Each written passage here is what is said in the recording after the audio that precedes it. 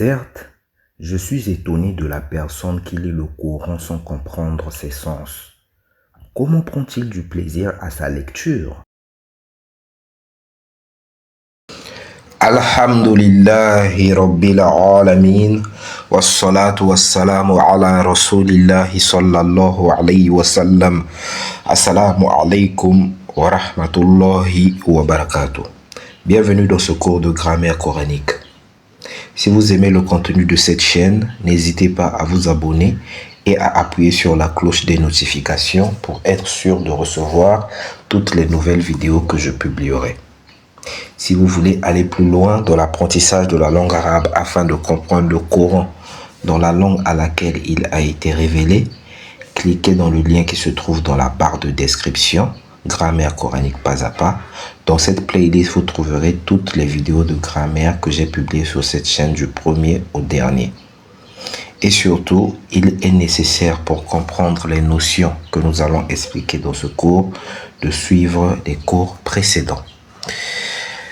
Donc, ici, nous avons une conversation. Al-Mudarrisu, l'enseignant.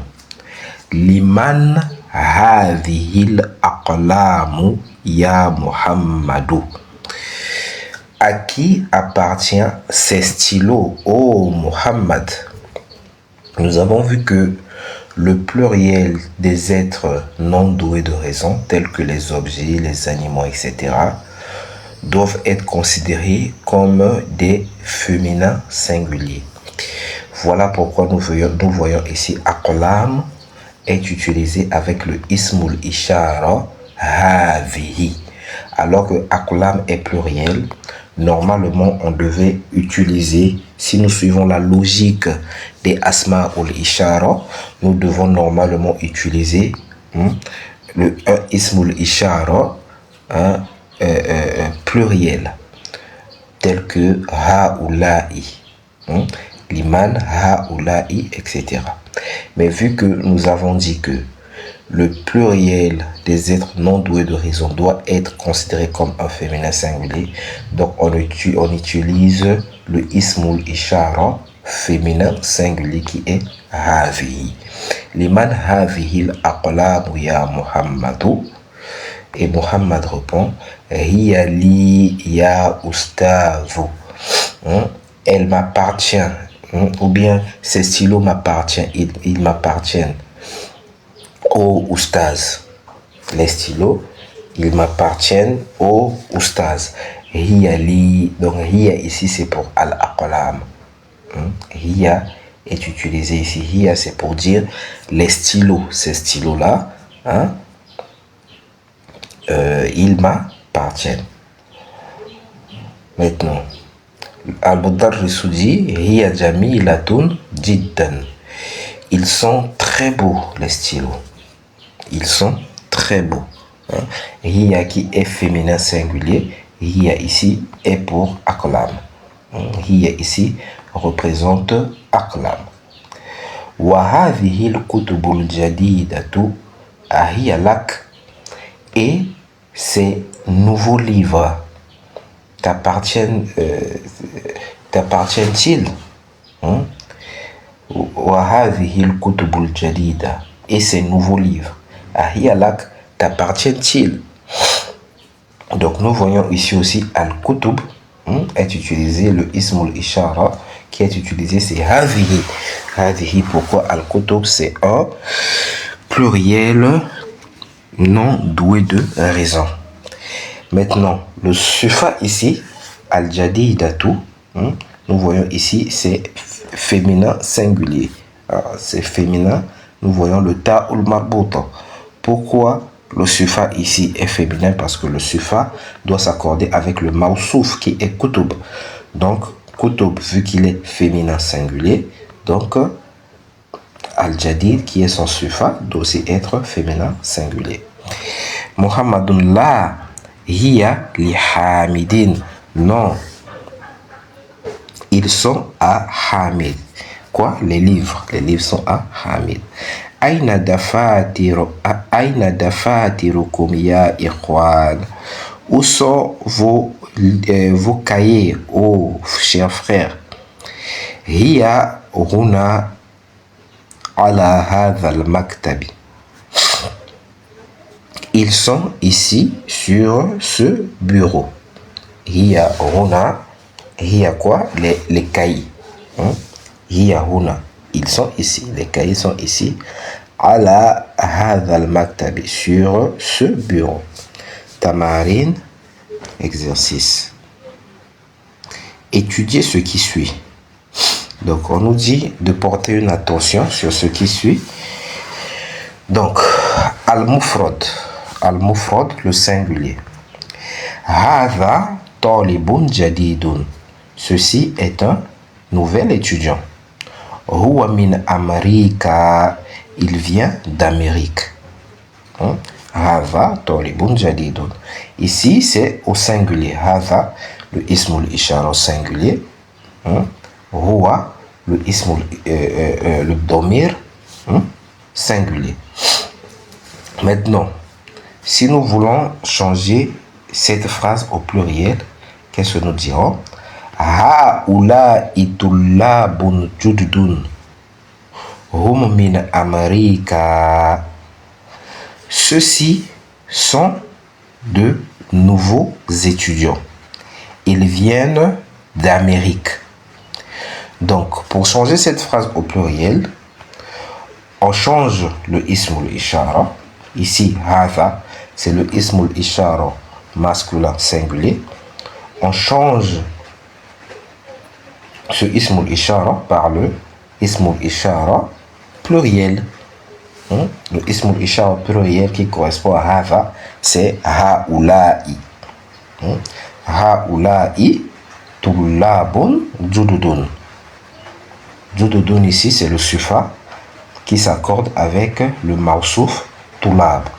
Vu que tullab est pluriel, jududun aussi est pluriel. Hum min Amerika, il vient d'Amérique. Hum, c'est pour qui? C'est pour at-tullab, les étudiants. Ils viennent d'Amérique.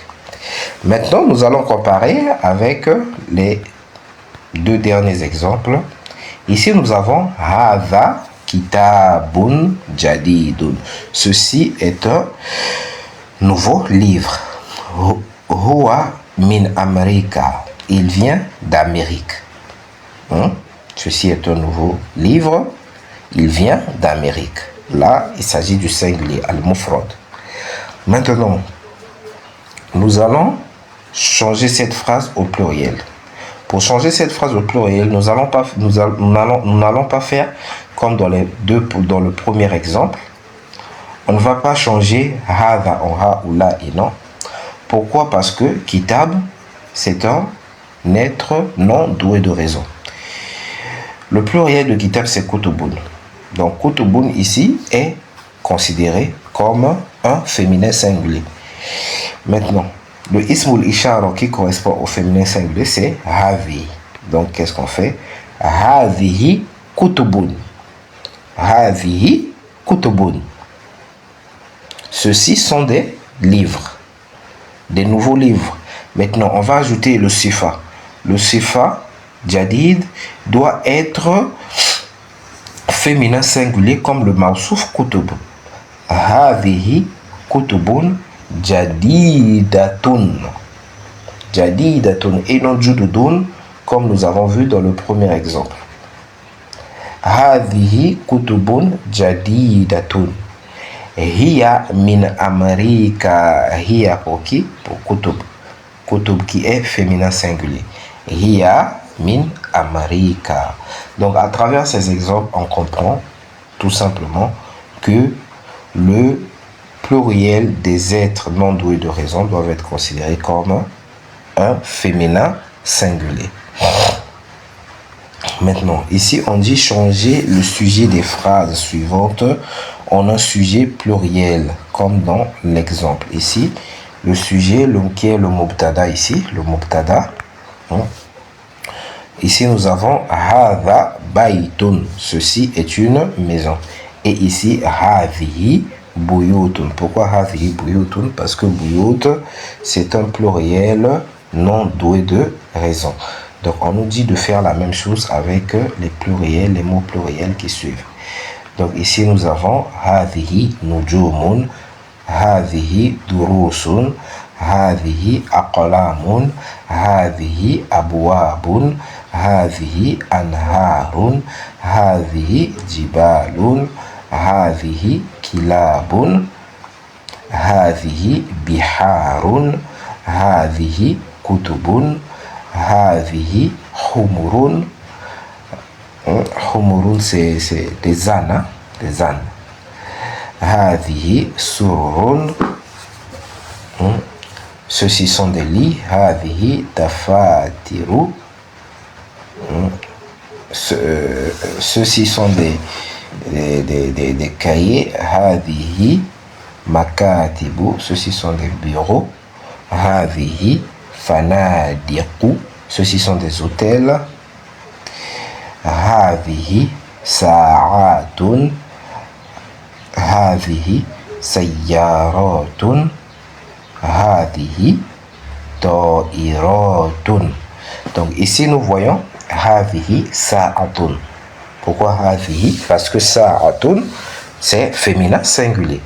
Maintenant ici quand il s'agit du pluriel ساعات, le pluriel vu qu'il est considéré comme un féminin singulier, on utilise le même ism al-ishara هذه. هذه ساعات. Ceux-ci sont des montres. هذه سيارات. Ceux-ci sont des voitures. Ou bien celles-ci sont des voitures. هذه طائرات. Ceux-ci sont des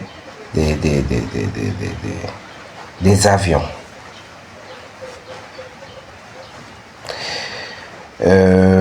Ici nous avons ذلك نجم. ذلك نجم.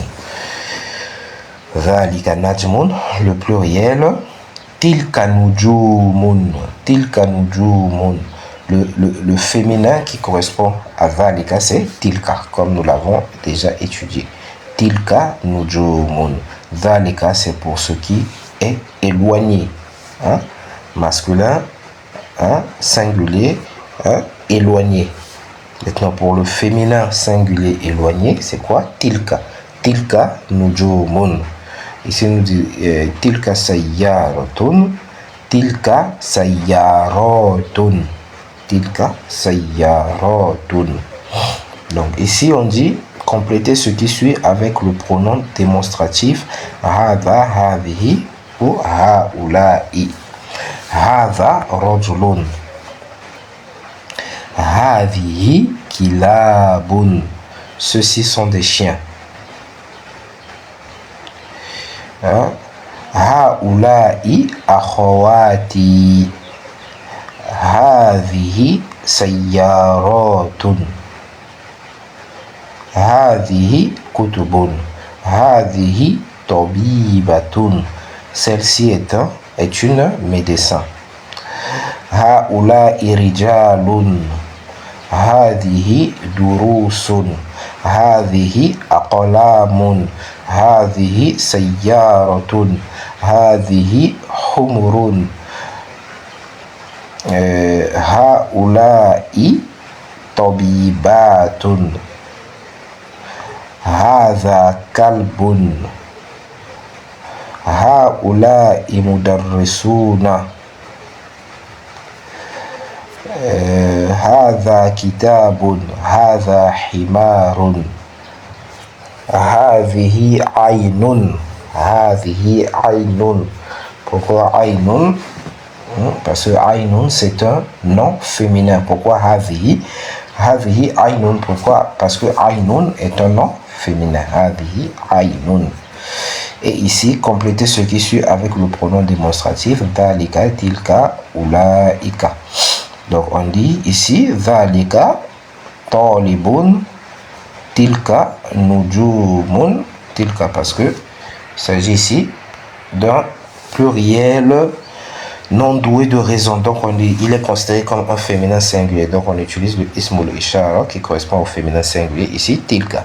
Tilka nujumun. tilka darrajatun. Ulaika tullabun. Tilka bintun. Tilka darrajatun. Dhalika najmun. Ulaika banatun. Dhalika sarirun. Tilka sururun. Ulaika mudarrisatun.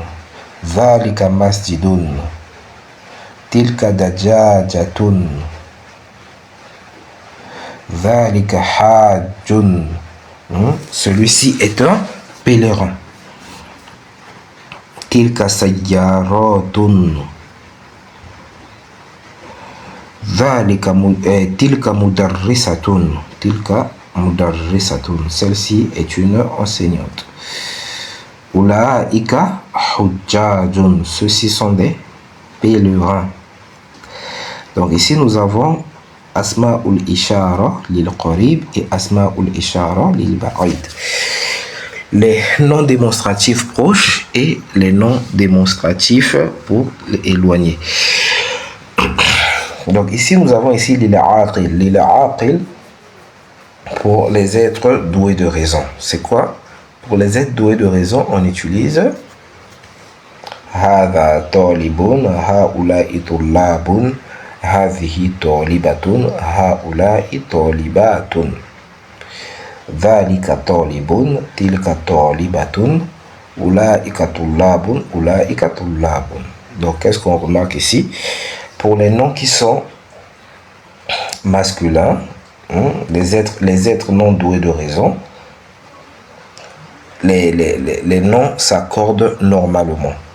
C'est-à-dire, talibun ici, masculin singulier, on met le ismul ishara, masculin singulier qui correspond à hadha, talibatun, féminin singulier, on met le ismul ishara, féminin singulier, hadhihi, tullabun, pluriel, on met pluriel proche, on met on met aussi le ismul ishara qui correspond pluriel proche. Et ici, talibatun, pluriel proche, on met pluriel proche. La même chose concernant pour les ismul ishara qui sont éloignés. Talibun, masculin singulier, on met le ismul ishara pour éloigner qui correspond dhalika.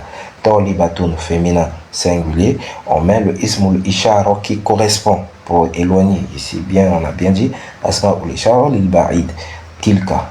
Et pour les pluriels, la même chose, on met les asma'ul ishara qui correspond au mot tullabun, pluriel masculin, et talibatun, pluriel féminin qui correspond, ce qui correspond, les ismul ishara qui correspondent, c'est ulaika et ulaika.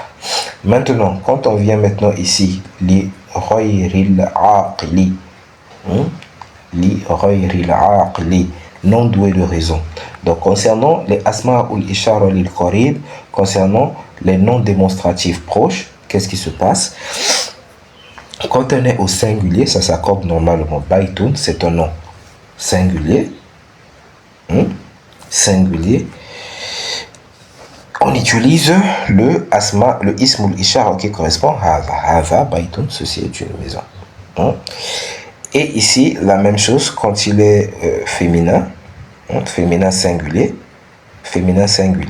on utilise le ismul ishara qui correspond. Ici, sayyaratun, c'est féminin singulier. Donc le ismul ishara qui correspond au féminin singulier, c'est hadhihi. Hadhihi sayyaratun. Maintenant, quand on vient au pluriel, ici buyutun.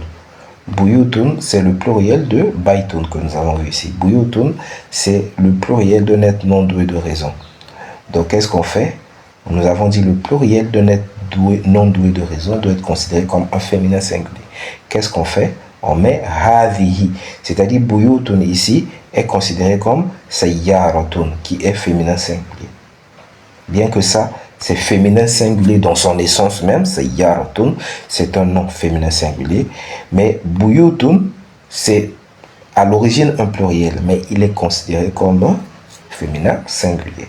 Donc hadhihi buyutun et hadhihi sayyaratun.